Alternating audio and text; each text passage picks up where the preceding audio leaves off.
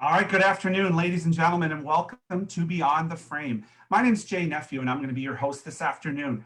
With me today, we're going to be talking with Doug Mechling from Lanes Polaris in Columbus, Ohio. Welcome, Doug. Thank you. And Doug, we're going to talk about your reopening experience, shall we say. You've got some great stories to tell. And you know what?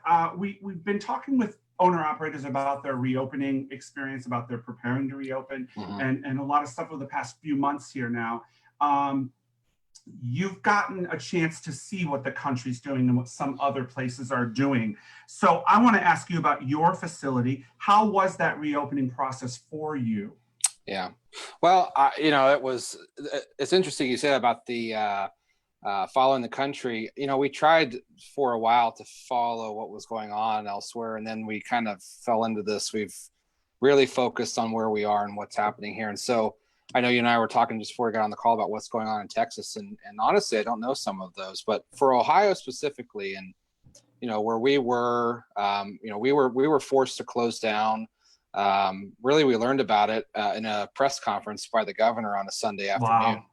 And we didn't think that we were going to be, we thought maybe it was a possibility. We didn't think it was going to be that time when we did close down. And then I think like everybody else at first, we thought we were going to be closed for 2 weeks maybe. And so we kind of made plans and were, gearing that way. We had been gearing up for spring break. Most of the schools in Central Ohio were going to be on spring break then. And so it's a big walk-in business time of year for us. We're a very social environment. We have an arcade and an XD theater as well. And so we were gearing for that.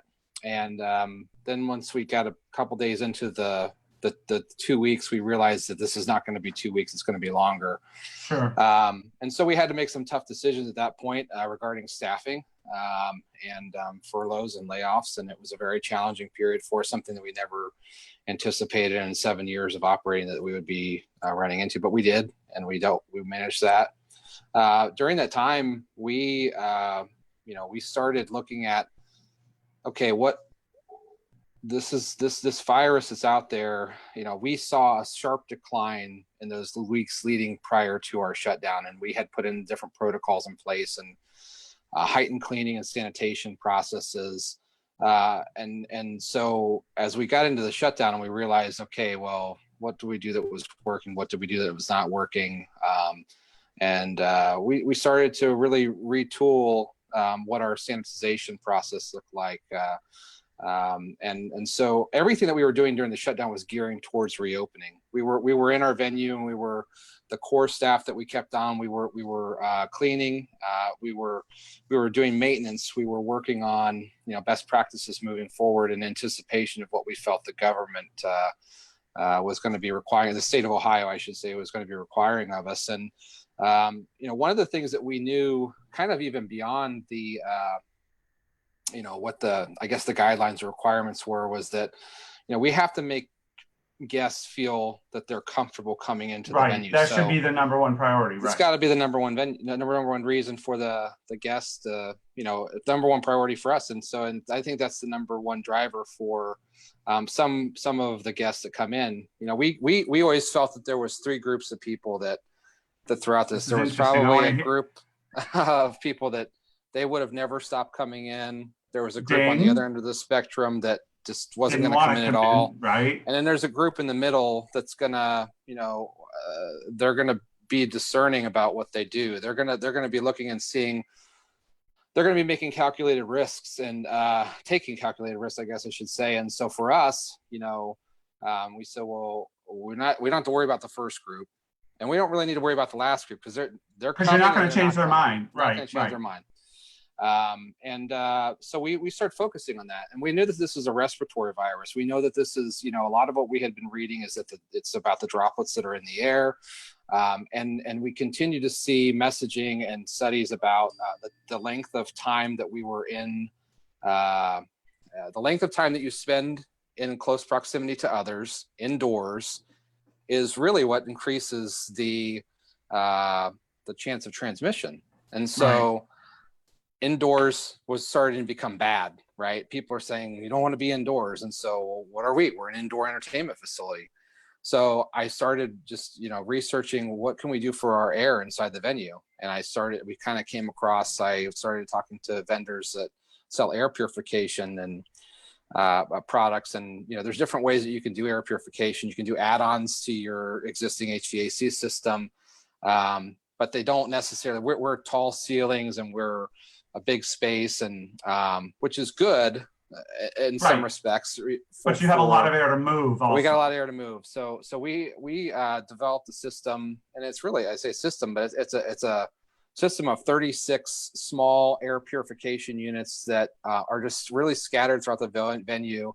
They're HEPA filtration units they're hospital grade, something like you would see, if there was an isolation room that was created in a facility somewhere. These are the type of units that would be used for that. And so I worked with a gentleman that helped us put together based on our ceiling heights and size and spacing, and looking at what can we do that would really make a difference. A lot of what drives us, has driven us throughout this process, is what makes the difference.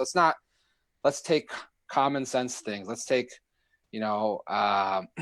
let's look at what is actually going to make a difference. Not maybe necessarily that we don't adhere to any guidelines, but if there's something that doesn't make any sense for us, well, let's focus more on something that does make sense, even if it's not part of the guidelines. And so for us, the air filtration was important because what could we do that we could combat people being outside? That was the big question. And so if I can say to people, and I can comfortably say it, that the air in our venue is as clean and safe, if not cleaner, than the air outside, I think that's pretty powerful. Yeah, that's going to move the needle for that middle group. They're going to be more comfortable. Right. And that's, part of our overall comprehensive, sanitation process that we have, in addition to, other things that we're doing. And so that's a lot of our messaging is, there's a risk, anything that you're going to do. And we know that, and everybody that's out there knows that, but to take a calculated risk, if it's going to be, somebody's going to come and visit us and they know that we have, here's what all of our best practices are, our sanitization processes are. And oh, by the way, our air is recycled multiple times an hour. And anytime that you speak, somebody else speaks, if they cheer because they hit a strike, whatever happens, well, those filters that are just sitting there on the ground that nobody even really notices, they're just continually working and they're doing their job, and we're helping keeping people safe that way. So our goal was to attract those folks in that way with that. So for us, I think that was a long-winded answer to your question as far as what are we doing, but yeah, I mean, we've been doing everything else everybody else does. Our staff is wearing masks. We're hitting all of our touch points. We have staff members that are dedicated to walking around, cleaning touch points, bowling balls. We're walking guests up to the lanes. The clean created crew, space in the lanes. The concierge service. Yeah, yes. Yeah. And so what, it's made us better in some ways. And I think of course, because we wouldn't have been in this position to have to do these things. So we wouldn't have been thinking about them differently. Yeah. There were some places that were doing the clean crew anyway. That was their business model. And the concierge service where they would walk people to their lanes, they'd bring the shoes and the balls. That was their business model. But now that's like the norm, right? So it's forcing us to up our game a little bit. And I really appreciate that. I want to ask you this, because we talked about this a little bit before we came on the air. And you mentioned this in your dialogue. You said, we're not even talking about the restrictions, because the restrictions for Columbus, Ohio are different than Houston, Texas, than Tampa, Florida, correct, and Los Angeles. Tell us about your particular restrictions that you have to follow. Yeah, so for the state of Ohio, we're not necessarily governed by an occupancy, a percentage of occupancy that we're allowed to have in the venue. What we are required to do is have groups no larger than 10 and allow 6-foot spacing within those groups. So, for us, we're a large venue. We're 35,000 square feet. We can accommodate a lot of folks like that. Now, sure.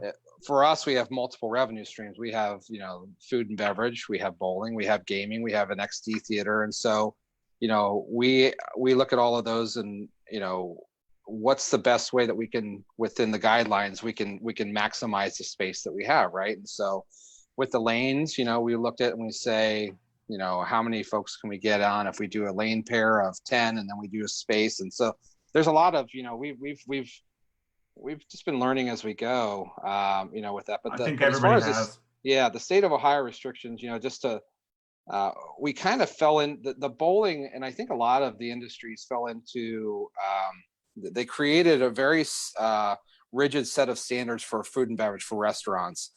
And when those came out, then the restaurants were kind of one of the first things to reopen back up. They were maybe 2 weeks before we could reopen the bowling, and so. But then when bowling was able to reopen, it was kind of, well, do everything that the bars and restaurants are doing, maintain social distancing, and so the guidelines are groups no larger than 10, and keep those groups away from other groups, Which is so pretty doable compared to some of the other restrictions I've heard of. Some of yeah. them are quite extensive. So, well, the biggest thing, the biggest challenge that we have right now is really going to be, for our particular business model, we're 45% of our revenue is derived from group-based events, and wow. right now that's gone. I mean, really, Yeah. it's gone. We can't. First of all, we can't.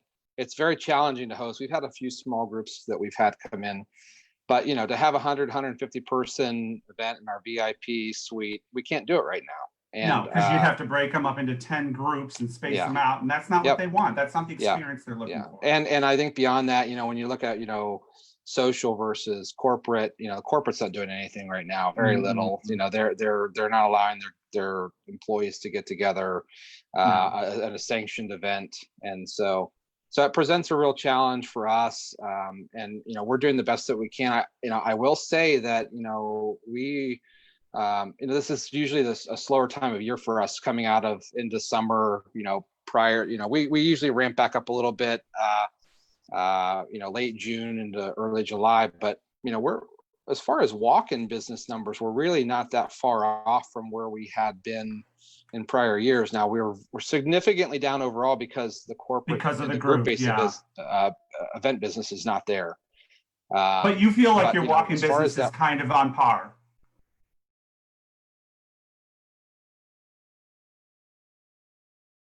Yeah. You feel like your walk-in business is kind of on par with what it is. Yeah, I think that we're down, but we're not we're at 0% with, or maybe 3% with group-based business. I'd say we're probably somewhere in that 75 to 80% range with our walk-in business. You mentioned something about those 3 buckets of customers, and yeah. Do you feel like, well, first of all, have you been surprised by any customer feedback? Have you gotten any feedback that you're just excited about or discouraged by? I think excited. I think very encouraged, for the most part. There's nothing that I've seen that people has really surprised me, I guess. I think that we were ready for, we kind of felt like the people that were going to be coming in, especially at least in this beginning phase, were going to be people that wanted to be out there, was pent up demand, They wanted to be in and have fun. And that's what we've seen so far for the most part. When I visit and talk to a guest, I talked to a mom that has chosen to bring her kids in to bowl, or a family, some friends, whatever it is. One of the things I asked them is, what can we do better? And I think that what people, the overwhelming response that we get is that nothing. They like to see the heightened sanitation. Most people that I talk to, they don't even know about our air filtration. I'll talk to them about that to hopefully they spread the word, but just telling them what we're doing in there with that. And so I think the overwhelmingly positive response is what we have seen. And I don't know if that's surprising. I guess I didn't expect to have, the only negative I think that we have to deal with is that, and I think I spoke to you about this before we got on the call, it's just the challenge of, we have people that want to come in and utilize us. They come in as a group of 20, and what do we do with them, right? And so you got to break them up. It's difficult on our staff. It's stressful. And so, but we're grateful that those people are coming in and wanting to use us that way. I think that we just didn't know how that would be. For sure. So, what I've seen and I've watched on social media and I've experienced myself is that what I believe is happening from my experience is the early adopters, and you kind of alluded to this, you said those three groups, these people weren't going anywhere. They would have come every day, no matter what. And that's the engaged group, the people who know who you are. They're the ones that are the first ones to return and the strongest voice coming back. And so, most of the time in a traditional facility type place, that's the league bowler. That's the person who is open bowling 3 times a week with their friends. That's the tournament bowler or the junior gold bowler who wants to practice. And, you know, we've heard this from, like, for example, Angel of the Winds in Seattle, or excuse me, Washington area. He's the only center, because he's on a sovereign land. He's the only bowling center in Washington Open, right? And he's got people driving 4 hours just to come practice for 2 hours on a pair of lanes, that because they want to stay sharp so that when tournaments come back. You know, here in Texas, every bowling center that I bowl at is got a tournament booked on a weekend, Saturday, Sunday, if not both days. And those bowlers are flooding the lanes. So they're comfortable already being in our facility. They expect to come back. They're less concerned about the cleanliness issues, shall we say, as the discerning customer is. So they've been the driver of revenue, I think, to start with. And I think now that we're seeing this kind of phase 2 happen, where in the places that have been open for several weeks, now the public's starting to come back in and go, okay, I see a lot of cars in this parking lot all the time. I'm going to take my friends and my family there and see what it's about. They'll see the cleaning procedures and they go, I think this is an okay thing to do. So the business is starting to come back. Will we maintain that is the question, and how do we, you know, how do we actively handle that moving forward with limited capacity? And that's always the trick right there. So I don't know that there is. Well, I think the question becomes, how long is the capacity limited? And, you know, and then I guess for us, you know, we got to figure out, are we not going to see the corporate business this year? Are we not going to see the group business this year? How is that ever going to come back? How do you do that? Do you shut your whole place down to host one group and, you know, space them out enough that it's acceptable, but still the group gets the whole building? Like, that, is that an option?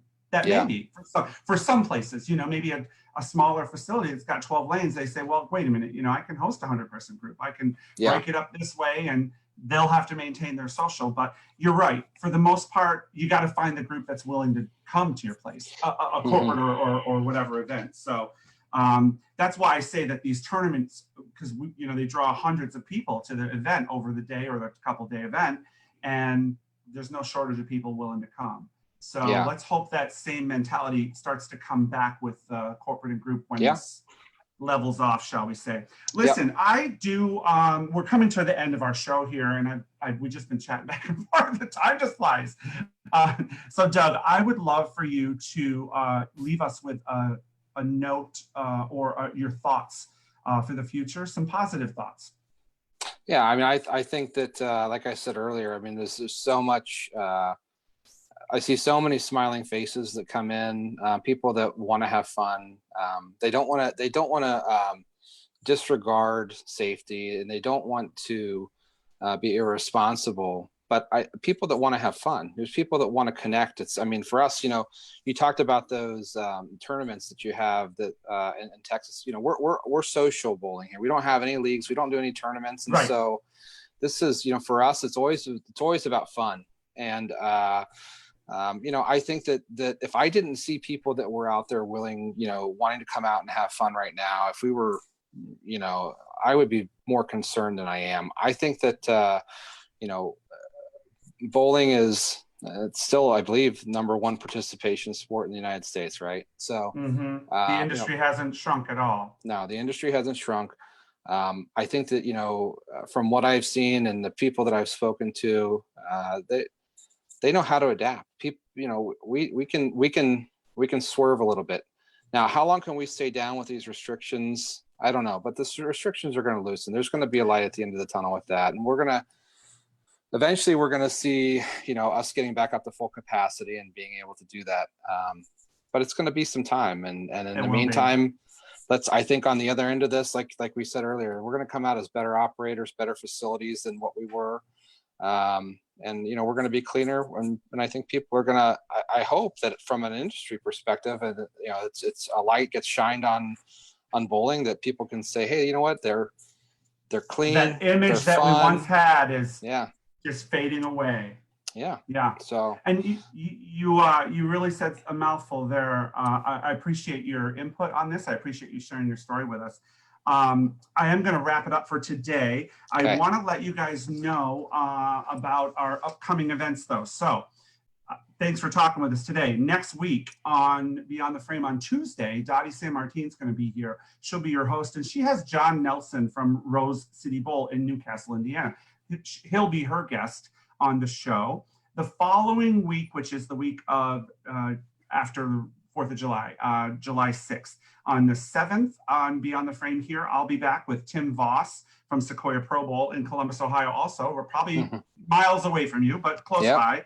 And then the following day, we're going to have our webinar on marketing your success, marketing and your success. We'll have a panel of owner operators and enthusiasts that are going to share their stories and their unique marketing abilities.